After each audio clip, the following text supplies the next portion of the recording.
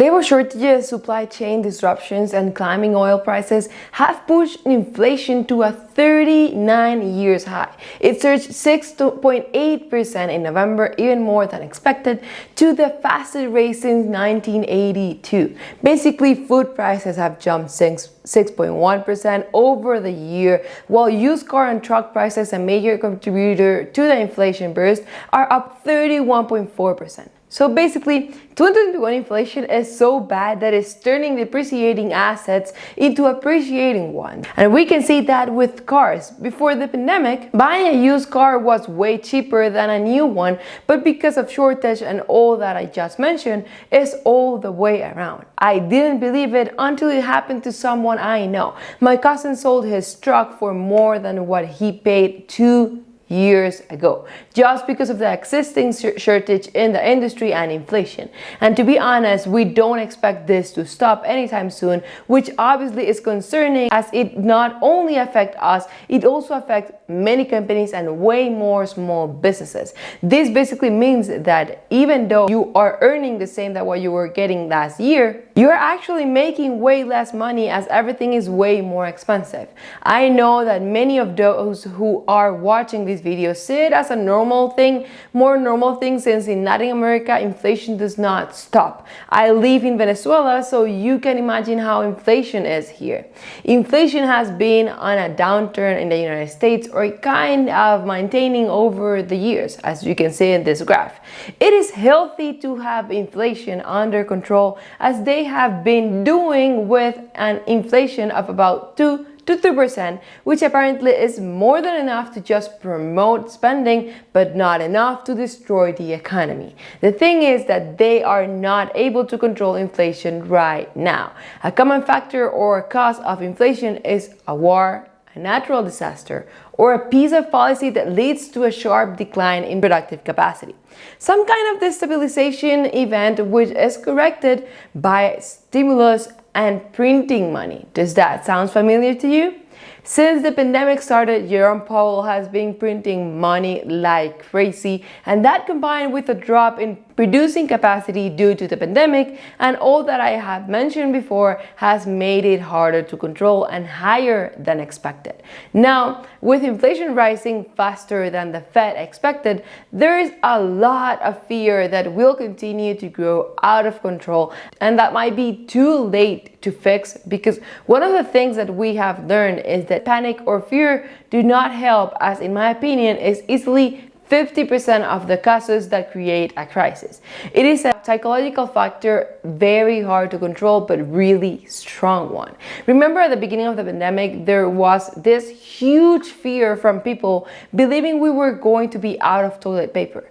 Everybody and their mother were buying toilet paper like crazy and Lysol, which, if we look back, there was not a toilet paper shortage until it was, because of the fear people had, and that it was created that everybody started buying enough supply for at least 6 months. Psychology around inflation is really hard to gauge.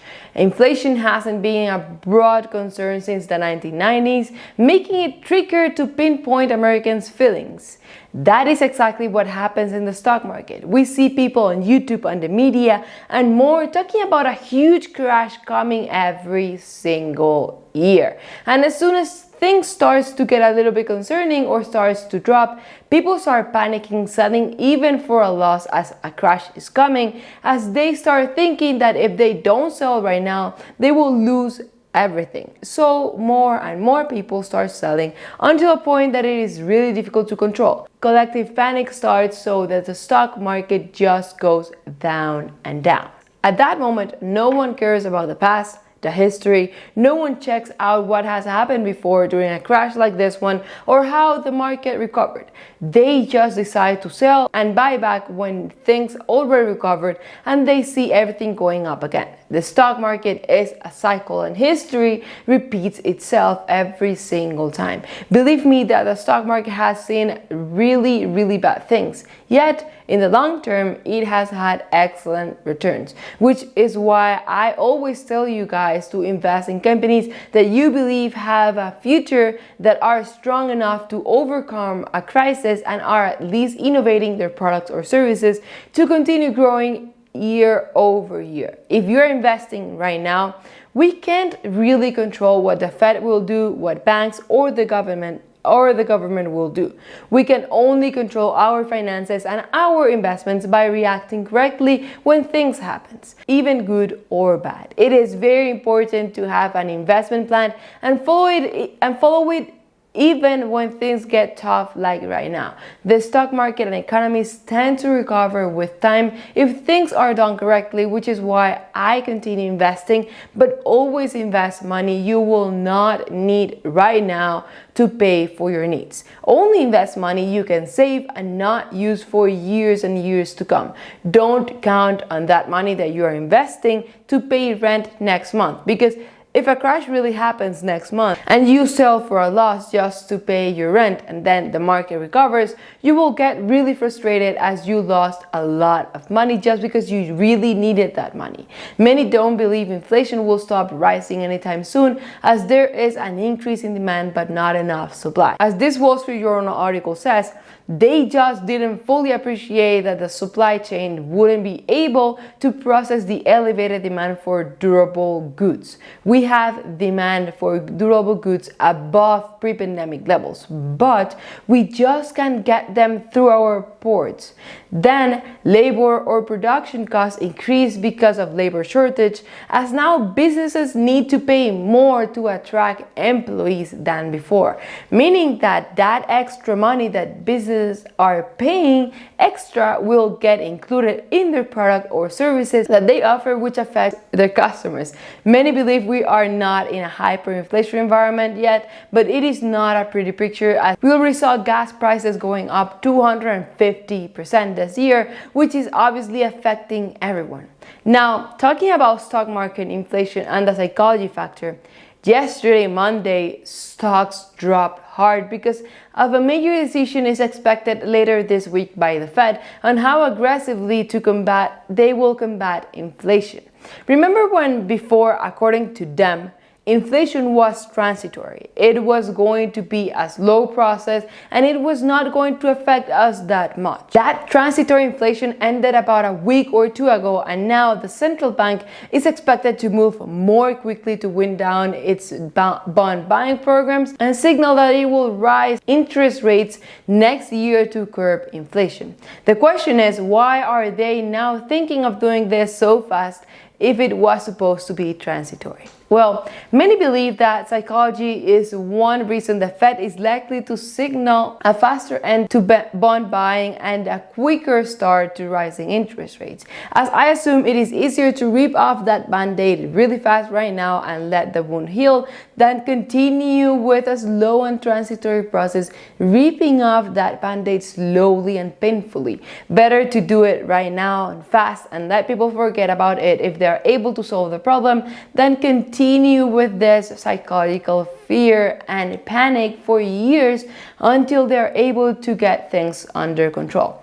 But is this the answer to current inflation and the current situation? Another problem and big fear is that because of the pandemic, many companies have definitely benefited, but way more are still struggling with growth or getting back to normal. During the pandemic, we could see companies in the S&P 500 being less good than they were before, with less revenue, less profits, and not the same growth or quality as before the pandemic. Which anyone would say that because of that, those companies should be worth less at the moment than before the pandemic, making stocks drop so that the S&P 500 would drop as well.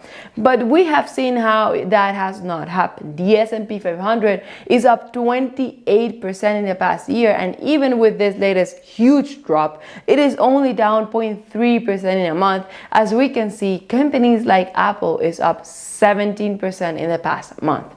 And we have seen the true value of dollars have fallen faster than the value of companies, which made many companies' valuation get really extended, which at some point they are going to correct if they haven't already. We saw and are still seeing what is happening with growth stocks. They got really hyped and overvalued last year and at the beginning of 2021, but have been dropping a lot since then. Obviously, there are other factors such as the fear of interest rates getting higher faster, as that affects mostly those small growth and non-profitable companies in the short term. But another reason that they have been dropping a lot is because of their valuation getting extended. The question is, what am I doing with this inflation situation? I continue investing the money I can invest that don't need and believe will not need in the coming years. Continue trying to find good deals and invest in solid, strong companies for the long term that I could hold for years and years without selling and still know that they will be able to resist whatever happens. I'm diversifying into different industries and other markets as well, and will continue doing that for the coming months or years. I will leave you here a video on stocks that I've been buying this month during this crash. Thank you and see you next time.